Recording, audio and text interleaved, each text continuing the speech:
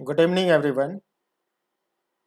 आज मैं आपको पढ़ाने जा रहा हूँ aimed motion. Aimed motion kinematics का एक बहुत इंपॉर्टेंट टॉपिक है और इस पे ऑलमोस्ट सारे कॉम्पिटिशन्स में क्वेश्चन कभी न कभी पूछा गया है। ये आपको बहुत इंजॉयबल टॉपिक लगेगा। मैं आपको ठीक से समझाऊंगा। आप थोड़ा टाइम देकर इसको समझने की और ग्रस्त करने की कोशिश करना। So please let us start.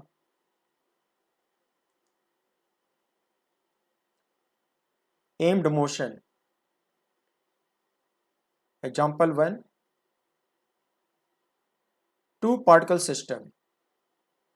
इस फिगर में पार्टिकल 1 एक स्ट्रेट लाइन पर मूव कर रहा है। ये किसी को एम नहीं कर रहा है, ये सिंपली स्ट्रेट लाइन पर मूव कर रहा है। बट अनदर पार्टिकल 2, ये पार्टिकल 1 को एम करते हुए चल रहा है। इसका फिजिकल मीनिंग ये हुआ कि पार्टिकल 2 की जो वेलोसिटी वेक्टर का डायरेक्शन होगा उसकी सीध में हमेशा पार्टिकल 1 दिखाई देना चाहिए। अगर इसकी वेलोसिटी के डायरेक्शन में 1 दिखाई देगा तो कहा जाएगा कि जो पार्टिकल 2 है वो 1 को एम करते हुए चल रहा है। इसमें कैसे क्वेश्चन बनाए जाते हैं ये मैं आपको समझाने जा रहा हूँ। Then your next example is three particle system. ये कोई इक्विलेटरल ट्रायंगल है। इसके वर्टिसेस पे 3 पार्टिकल्स सिचुएटेड है, 1 2 3। पार्टिकल 1 2 को एम करते हुए चल रहा है, पार्टिकल 2 3 को एम करते हुए चल रहा है और पार्टिकल 3 1 को एम करते हुए चल रहा है। मतलब इसकी वेलोसिटी की सीध में 2 हमेशा दिखाई देगा, 2 की वेलोसिटी वेक्टर के डायरेक्शन में 3 हमेशा दिखाई देगा और 3 की वेलोसिटी वेक्टर के डायरेक्शन में 1 हमेशा दिखाई देगा। अगर ऐसा ये कर पा रहे हैं तो इसको हम लोग एम्ड मोशन की कैटेगरी में रखेंगे। Similarly we have 4 particle system. Suppose इस डायग्राम में एक स्क्वायर है, वर्टिसेस पे 4 पार्टिकल सिचुएटेड है। पार्टिकल 1 2 को एम कर रहा है, पार्टिकल 2 3 को एम कर रहा है, 3 4 को एम कर रहा है और 4 1 को एम कर रहा है और एम करते हुए चारों मूव कर रहे हैं। पूछा ये जाता है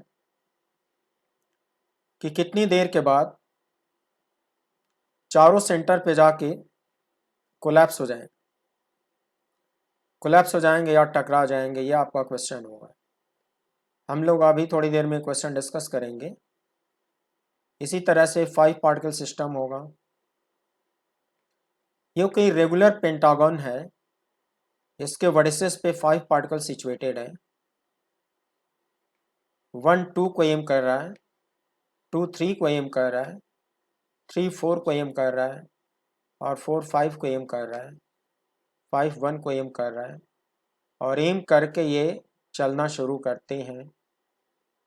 कितनी देर के बाद सेंटर पे जाके ये कोलैप्स हो जाएंगे, आई मीन टकरा जाएंगे। ये तो एम्ड मोशन के एग्जांपल्स हो गए। अब हम लोग इसके न्यूमेरिकल्स डिस्कस करेंगे। न्यूमेरिकल कैसे सॉल्व होंगे वो सीखने जा रहे हैं। बच्चों इस क्वेश्चन को देखो। इस क्वेश्चन में ये बताया गया कि एक इक्विलेटरल ट्रायंगल गिवन है, इसके वर्टेक्स पर एक पार्टिकल है, 2 पे दूसरा पार्टिकल है, 3 पे तीसरा पार्टिकल है। तीनों एक साथ t = 0 पे मूव करना शुरू करते हैं सेम स्पीड से।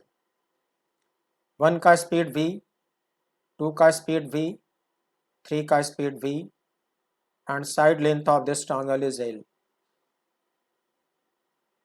1 2 को एम किया, 2 ने 3 को एम किया, 3 ने 1 को एम किया। कंडीशन है कि ये लगातार एम करते हुए ही चलेंगे। फिर पूछा है कि after how much time they will collapse, कितनी देर के बाद वो टकरा जाएंगे। यह आपसे पूछा है। सवाल ये कि ये टकराएंगे क्यों? क्या ये स्ट्रेट लाइन पे चल पाएगा? बिल्कुल नहीं। अगर स्ट्रेट लाइन पे चलने लगा तो इसकी आंखों के सामने से तुरंत हट जाएगा, तो एम करने वाली कंडीशन सेटिस्फाई नहीं होगी। ड्यू टू सेम रीजन, क्या ये स्ट्रेट लाइन पे चल पाएगा? बिल्कुल नहीं। अगर ये थोड़ा यहाँ से चल के यहाँ पे आ गया तो इसकी वेलोसिटी वेक्टर के सीध से हट जाएगा, इसकी आंखों के सामने से हट जाएगा और एम करने वाली कंडीशन सेटिस्फाई नहीं होगी। तो फिर आखिर ये चलेंगे कैसे? बच्चों, ये तीनों आइडेंटिकल कर्व पे अलग अलग चलेंगे। इनको कर्व पे अंदर की तरफ मुड़ना पड़ेगा, तब जाके एम करने वाली कंडीशन सेटिस्फाई होगी। अगले डायग्राम में मैं एक्सप्लेन करने जा रहा हूँ कि ये किस तरह के कर्व पे मुड़ेंगे।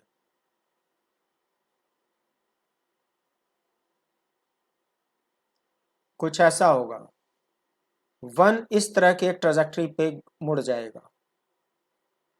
डिट्टो आइडेंटिकल कर्व होगा 2 के लिए, बट ओरिएंटेशन बदल जाएगा।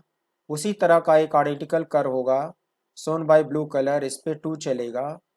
और उसी तरह का एक तीसरा कर्व होगा जिस पर 3 चलेगा।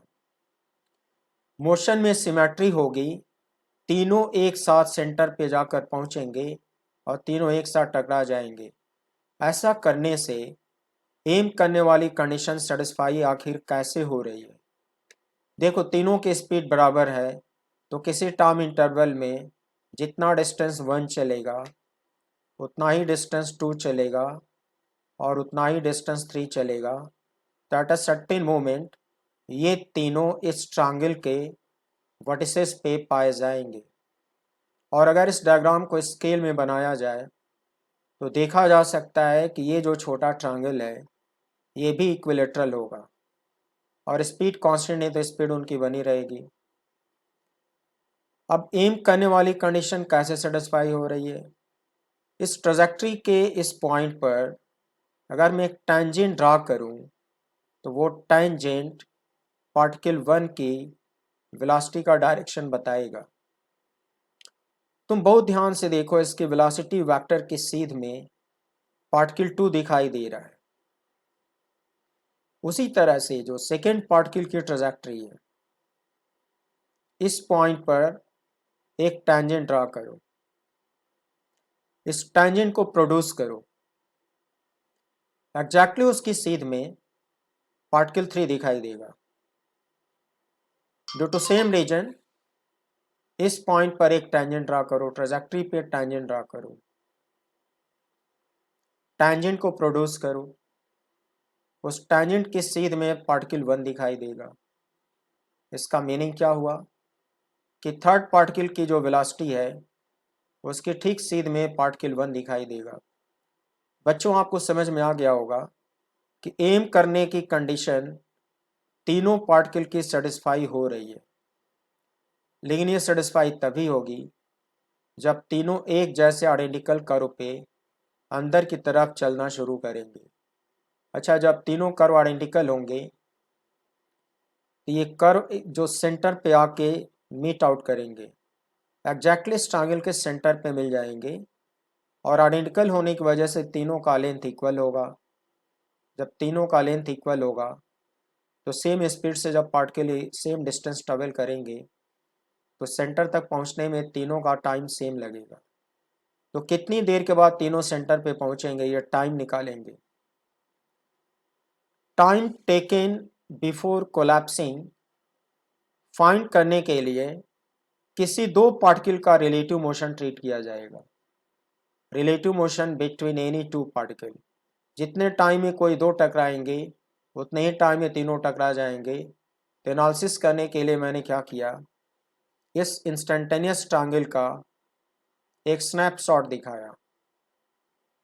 इसका एक स्नैपशॉट यहाँ बगल में मैंने दिखा दिया।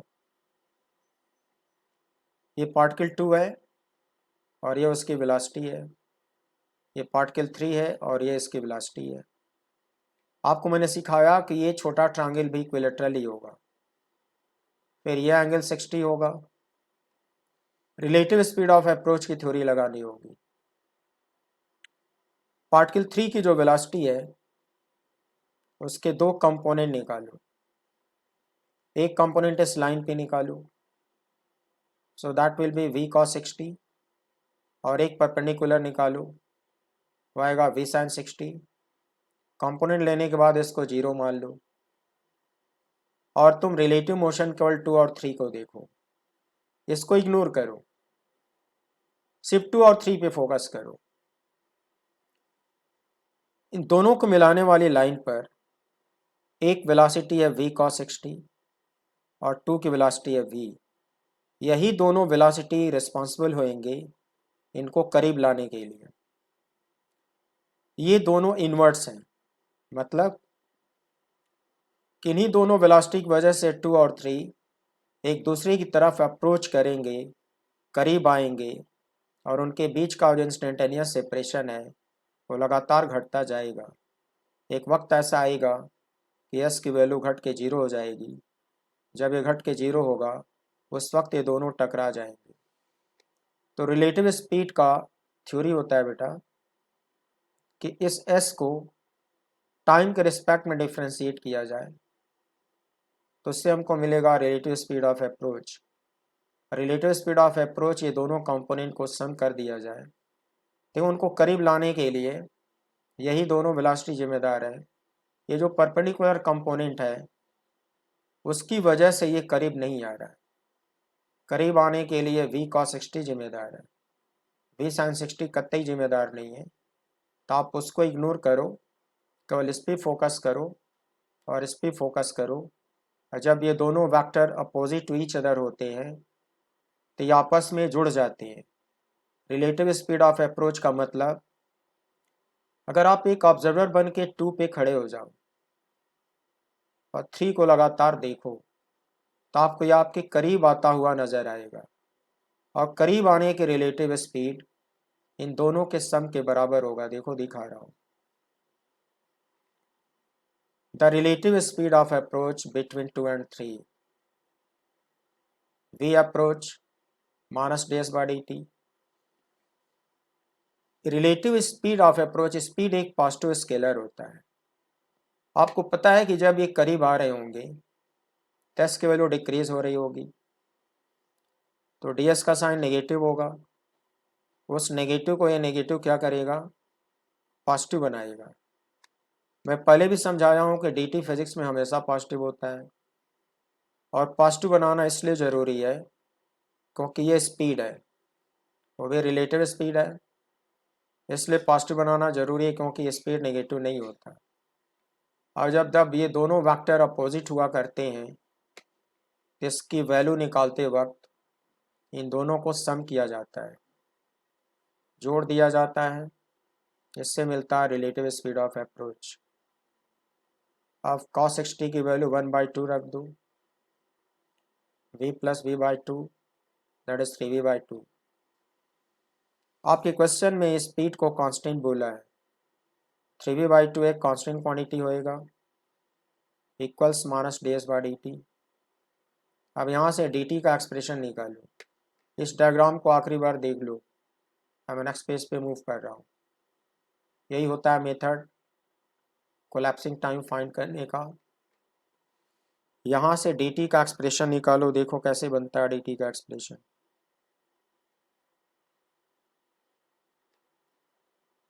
dt इक्वल्स माइनस ds/3v/2, इसको रेसिप्रोकेट कर दो, इंटू ds कर दो, बोथ साइड को डिफ्रेंशिएट करो, इंटीग्रल dt, ये कांस्टेंट है, इंटीग्रल के बाहर निकाल लो, इंटीग्रल में ds आएगा, लोअर लिमिट रखो। जिस वक्त टाइम का रीडिंग 0 था उस वक्त s की वैल्यू l था।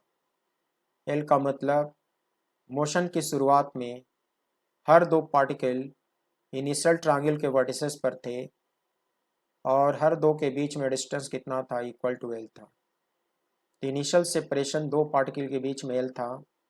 उसी वक्त आपने स्टॉप वॉच को स्विच ऑन करा है और जब वो सेंटर पे जाके कोलैप्स हो जाएंगे, टकरा जाएंगे, तो s की वैल्यू 0 हो जाएगी। उस वक्त टाइम का रीडिंग कैपिटल T हो जाएगा। सो dt का इंटीग्रल स्मॉल t होएगा, ds का इंटीग्रल स्मॉल s होगा। फिर लिमिट यहाँ पे लगा दिया, फिर अपर limit minus lower limit, upper limit minus lower limit, minus minus plus 12/3v, this is t। इस तरह से आपने कोलैप्सिंग टाइम डिराइव कर लिया। ये जो मेथड मैंने आपको सिखाया, इस तरह के क्वेश्चन में यही मेथड आप फॉलो करोगे। पार्टिकल चाहे जितने भी हो, रेगुलर पॉलीगॉन दिया होगा, स्पीड सबका सेम दिया होगा, उसमें से किसी दो नियरेस्ट पार्टिकल का रिलेटिव मोशन आप कंसिडर करोगे, बाकी सारे पार्टिकल को इग्नोर कर दोगे और कंपोनेंट इसी लाइन पे निकालोगे, और अगर ये अपोजिट होंगे तो इनको सम कर डालोगे, और अगर ये पैरेलल होंगे तो डिफरेंस निकालोगे, माइनस ds/dt लिखोगे, इंटीग्रेट करोगे। कोलैप्सिंग टाइम में देखो, जब यहाँ पे तीनों पहुँचे होंगे तो 2 और 3 के बीच का सेपरेशन s की वैल्यू कितनी रह जाएगी? 0। और यहाँ स्टॉप वॉच की रीडिंग क्या हो जाएगी? Capital T। और जब 2 यहाँ पे था, 3 यहाँ पे था, तो दोनों के बीच में इनिशियल सेपरेशन कितना था? Small l। और उसी वक्त मोशन स्टार्ट हुआ था, तो s की वैल्यू इनिशियल कितनी मानी जाएगी? Equal to small l। और टाइम का रीडिंग 0। और जब यहाँ आके टकराएंगे तो ये वाला जो s था वो घट के 0 हो जाएगा, और टाइम का रीडिंग बढ़ के कैपिटल T हो जाएगा। वही इस लिमिट में लिखा हुआ है।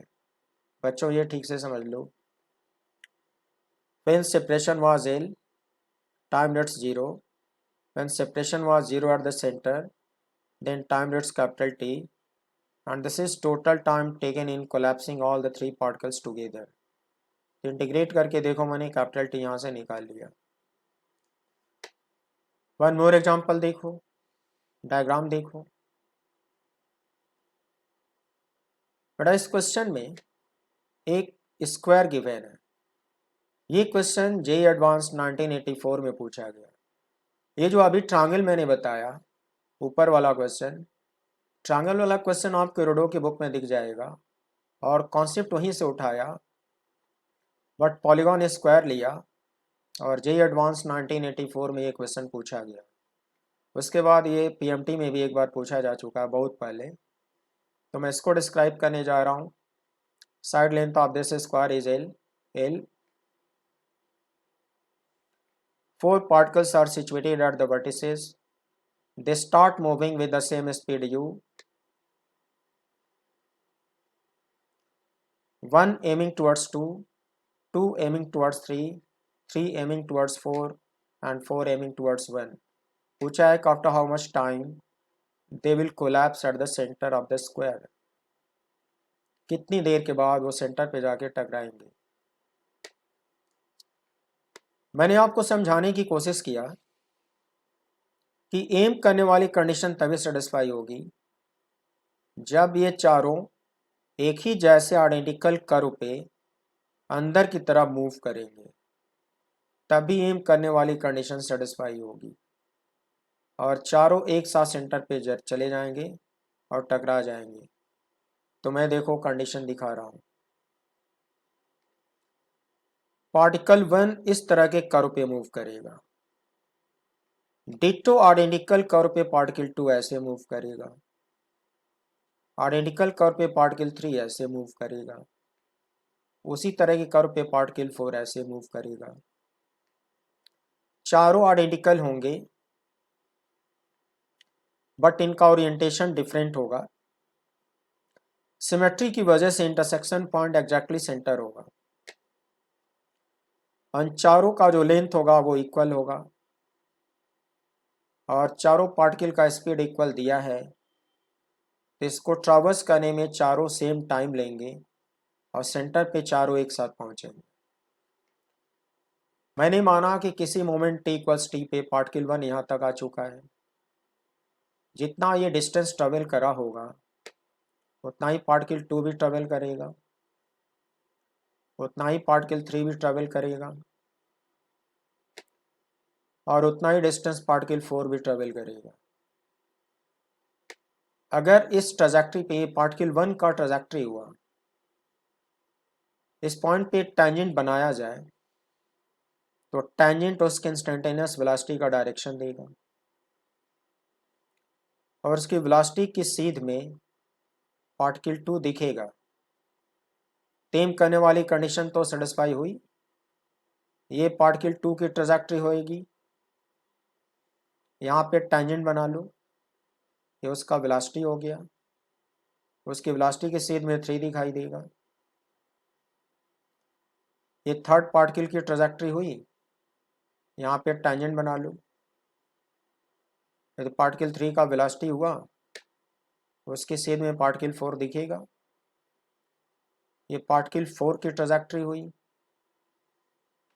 यहाँ पे टेंजेंट बना लो, ये 4 की वेलोसिटी हुई, उसके सीध में 1 दिखाई देगा। बच्चों, एम करने की कंडीशन तभी सेटिस्फाई होगी जब चारों एक साथ आइडेंटिकल कर्व पे घूमते हुए अंदर की तरफ चले आए। मोशन में सिमेट्री है, डेफिनेटली ये जो पॉलीगॉन दिख रहा है आपको, इसे हर हाल में स्क्वायर होना पड़ेगा। इसका साइड लेंथ घटता जा रहा है और एंटी क्लॉकवाइज ट्विस्ट होता जा रहा है, मगर ये हर बार स्क्वायर ही मिलेगा। इसमें से इसका स्नैपशॉट ले लो और जो नियरेस्ट 2 पार्टिकल हैं उनका रिलेटिव मोशन ऑब्जर्व करो।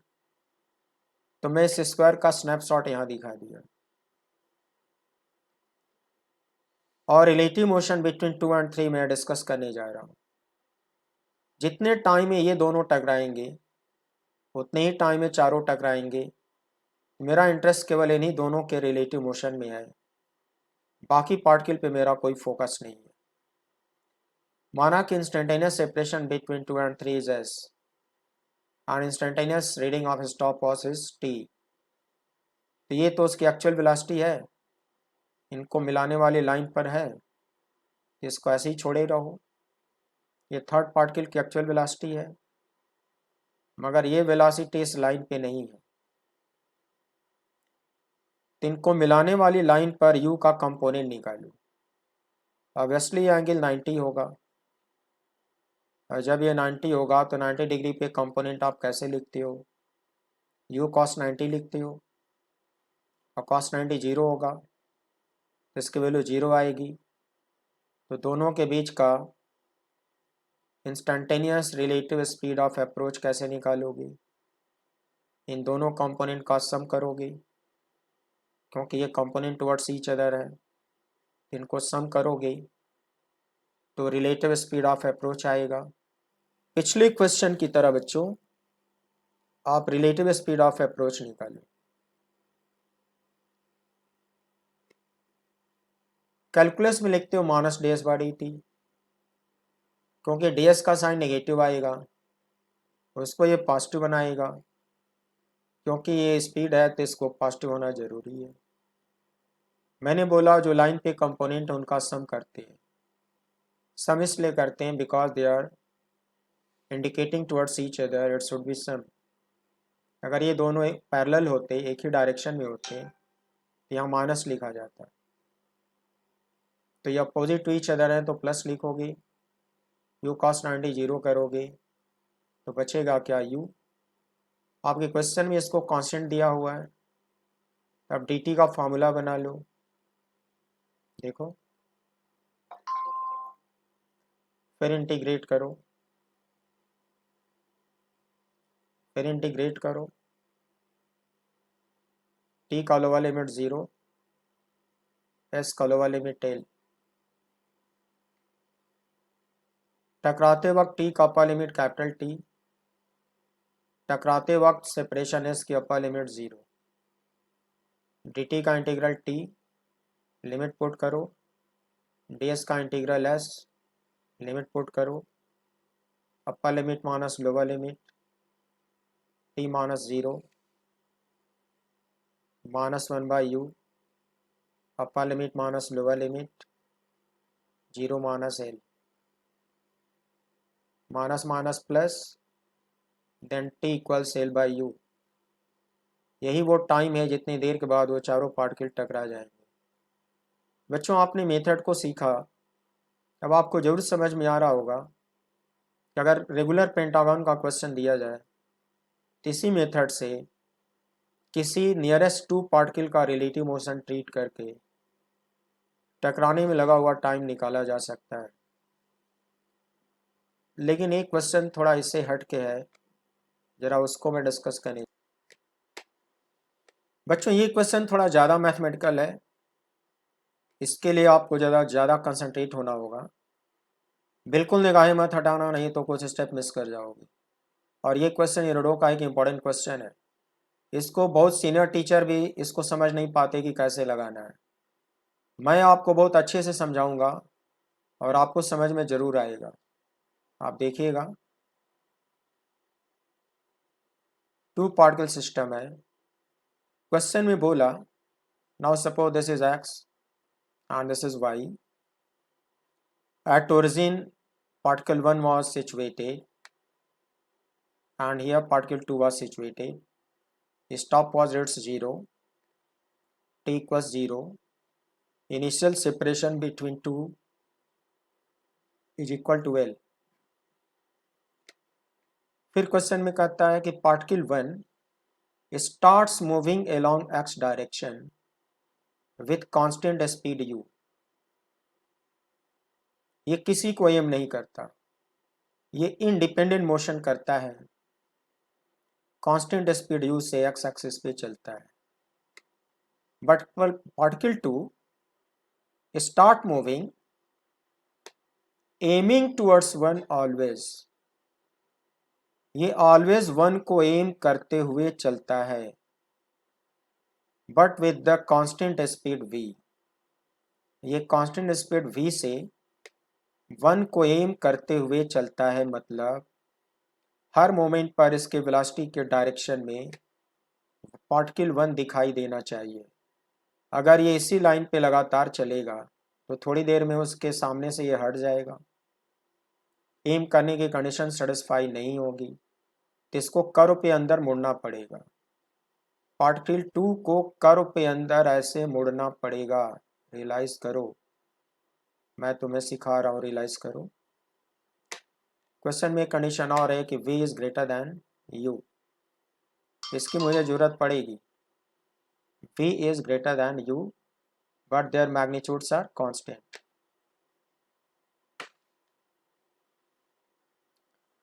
बच्चों ये मेरी बुक है इकोनॉमेटिक्स वॉल्यूम 2, आप देखो इसको कितना अच्छे तरीके से लिखा गया है, डायग्राम कितना कलरफुल और नीट एंड क्लीन इलैबोरेटिव डायग्राम बनाया गया है। ऐसा तुम किसी बुक में नहीं देखोगे। तुम्हारे आसपास जितनी किताबें हैं तुम एक बार उसको देख लो। इसलिए मैं कहता हूँ कि तुम्हारे स्टडी टेबल पे ये बुक होनी चाहिए। अब इस फिगर को बहुत ध्यान से देखना है। जैसा मैं आपको समझाया कि ये तो कांस्टेंट स्पीड से स्ट्रेट लाइन पे जा रहा था, ऐसा बोला है। ये तो दाएं बाएं मुड़ेगा नहीं, ये तो चलेगा, लेकिन ये एम करते हुए चल रहा है तो इसको कर्व पे मुड़ना पड़ेगा। ऐसा एक कर्व।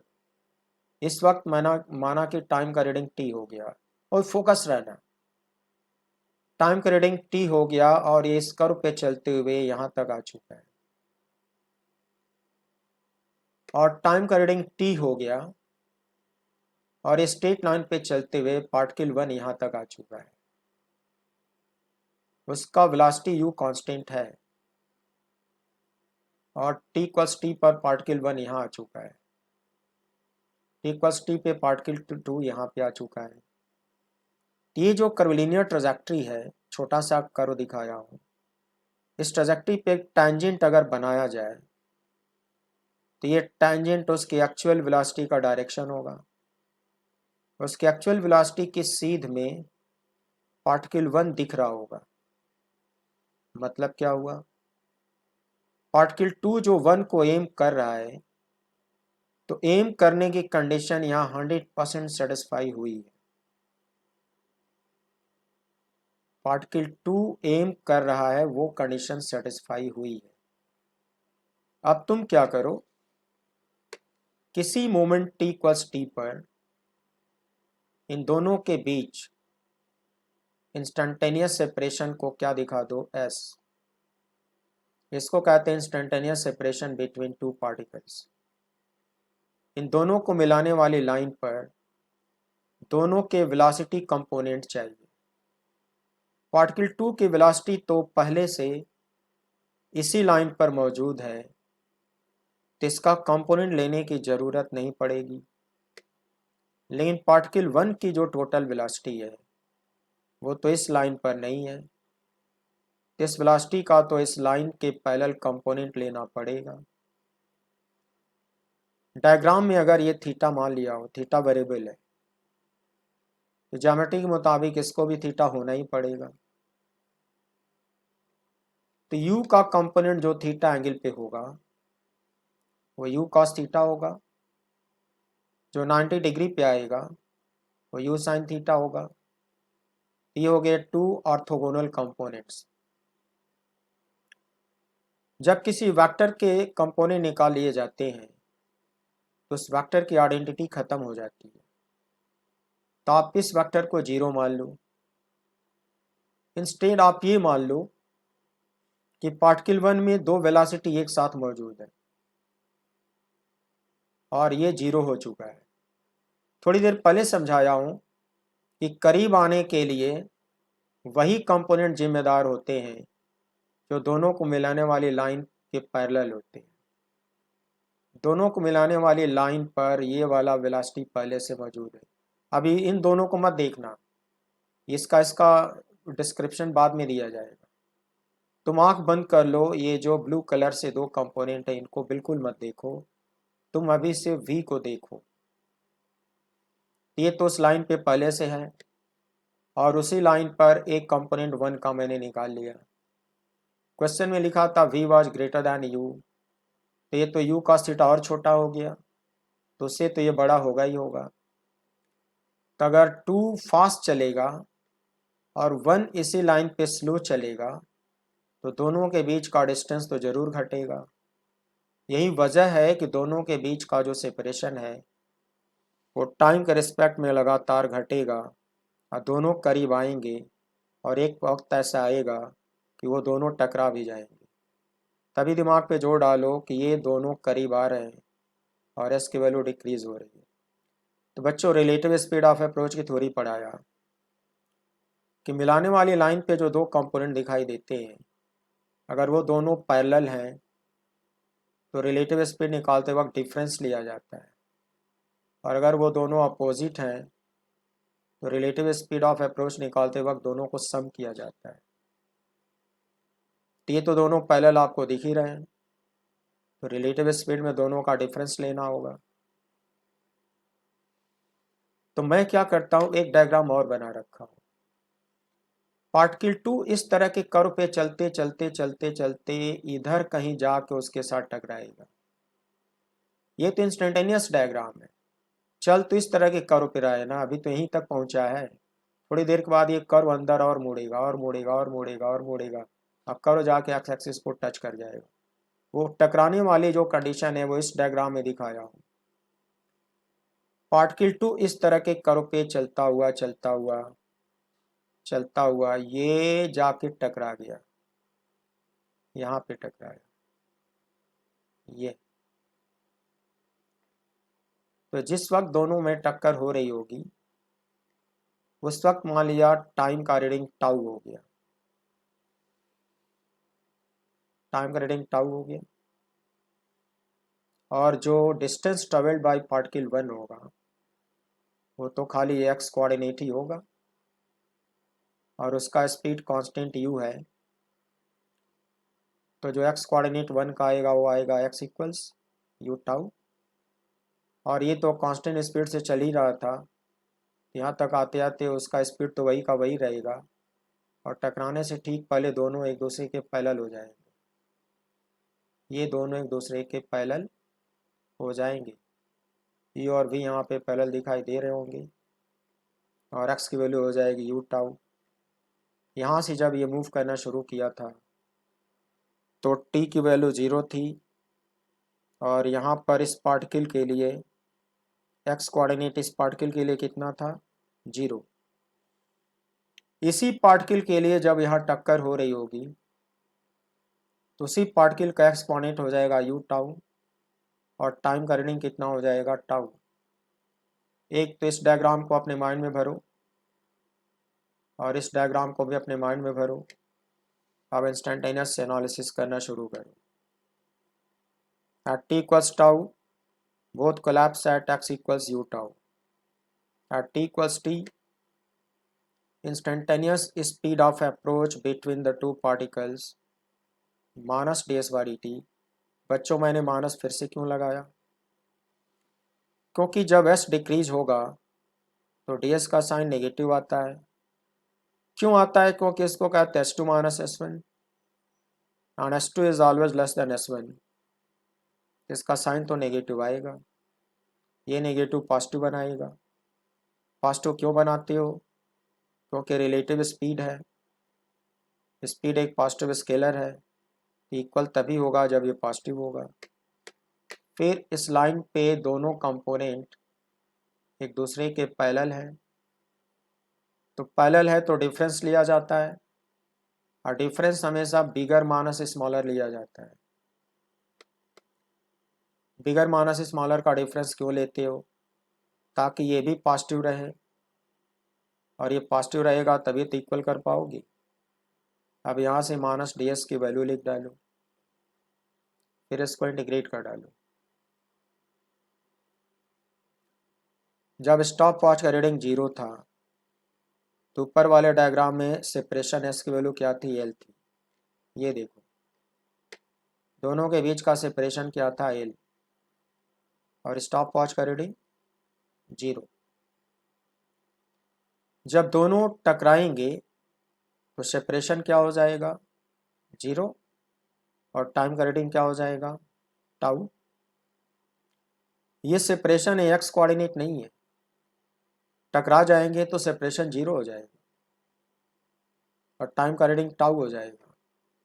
इसका इंटीग्रल लिख डालो, लिमिट लगा दो, v dt को अलग करो, v कांस्टेंट होगा, इंटीग्रल के बाहर निकालो, इस पर dt लगा दो, लिमिट लिख दो। एक इंटीग्रल और बनाओ, इसमें माइनस u कांस्टेंट होगा, उसको इंटीग्रल के बाहर निकालो, cos थीटा dt लिख दो, लिमिट लगा दो। dt का इंटीग्रल t लिख दो, यहाँ upper limit minus lower limit रख दो।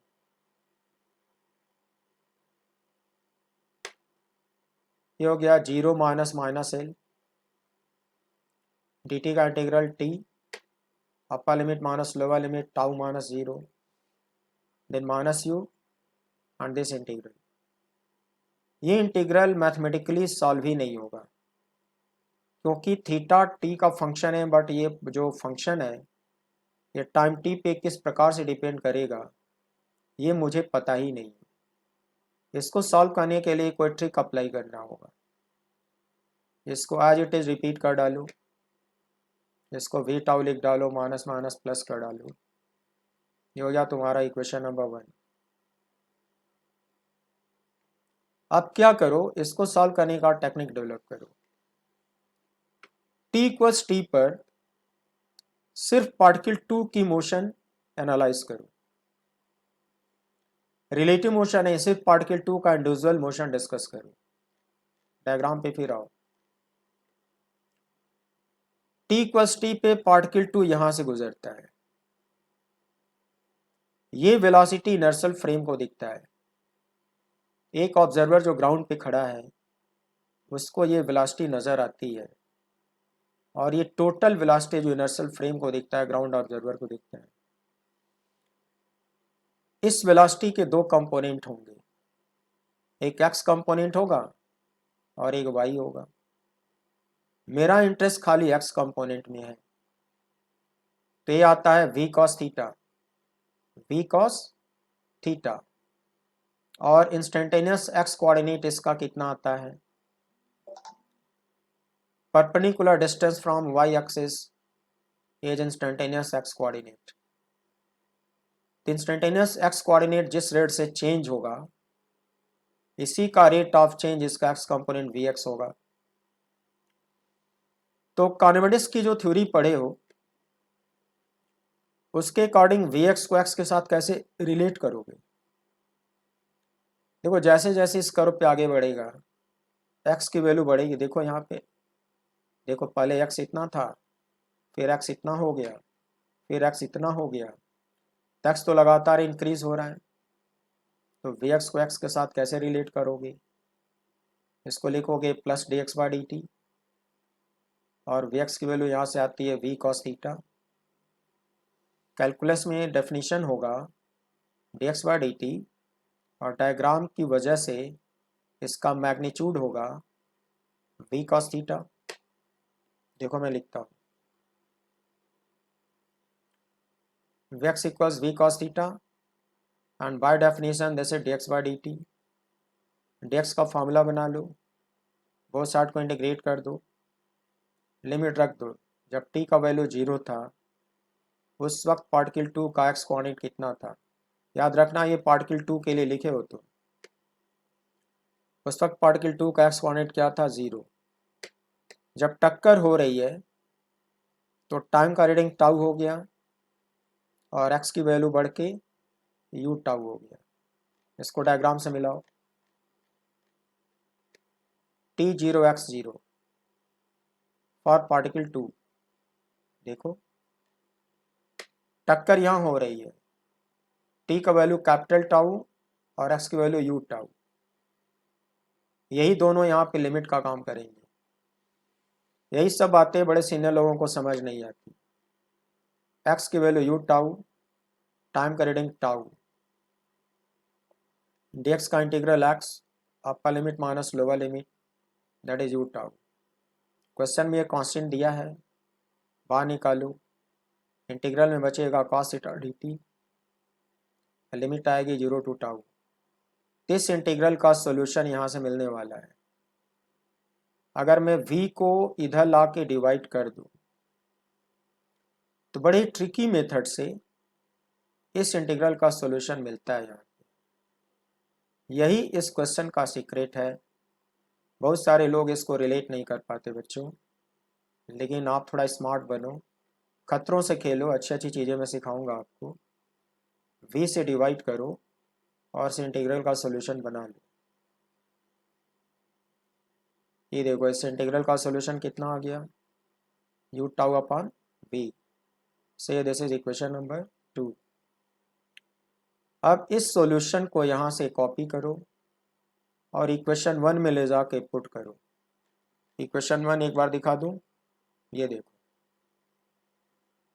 उस इंटीग्रल का सॉल्यूशन यहाँ ला के रखना है। ये 3 चीज़ें रिपीट कर लो, फिर इंटीग्रल का सॉल्यूशन यहाँ ला के रखो। देखो रखा, देखो ये तीनों रिपीट किया और इंटीग्रल का सॉल्यूशन मैंने यहाँ ला के रखा।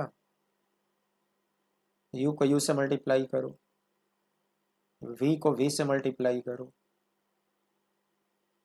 टाउ को कॉमन ले लो, यहाँ पे मिलेगा v स्क्वायर, यहाँ मिलेगा minus v square, tau common आएगा, डिनोमिनेटर में v आएगा। यहाँ से क्रॉस मल्टीप्लाई करो, इधर क्रॉस मल्टीप्लाई करके टाउ का फॉर्मूला बना लो। So this comes out L V upon V square minus U square. बच्चों देखा आपने कोलैप्स होने का जो टाइम है कितना शानदार मैथमेटिकल प्रोसेस से निकाला गया। बच्चों मैं चैलेंज करता हूँ कि इसका सॉल्यूशन बड़े सीनियर लोगों को भी समझ नहीं आती। मैंने आपको बहुत धीरे धीरे टाइम लेते हुए अच्छे से समझाने की कोशिश करी है। इसको आप 1 या 2 बार और रिवाइज कर लोगे तो आप एक टीचर बन जाओगे और दूसरों को समझा सकते हो। तो एम्ड मोशन का जो फंडामेंटल है वो मैंने सिखाने की कोशिश करी। अब मेरा नेक्स्ट इंपॉर्टेंट टॉपिक होगा सभी कंपटीशन के लिए कांस्टेंट मोशन। तो अगले एपिसोड में मैं आपको कांस्टेंट मोशन पर लेक्चर देने जा रहा हूँ। ये भी बहुत मैथमेटिकल होता है, तो मैथमेटिकल पार्ट आप प्रिपेयर कर लेना, तो आपको ये भी टॉपिक बहुत अच्छे से समझ में आएगा। सो मेरे प्यारे बच्चों, तुम समझ लो कि मैंने इस बुक को लिखने में कितनी मेहनत करी है। So thank you very much and good night.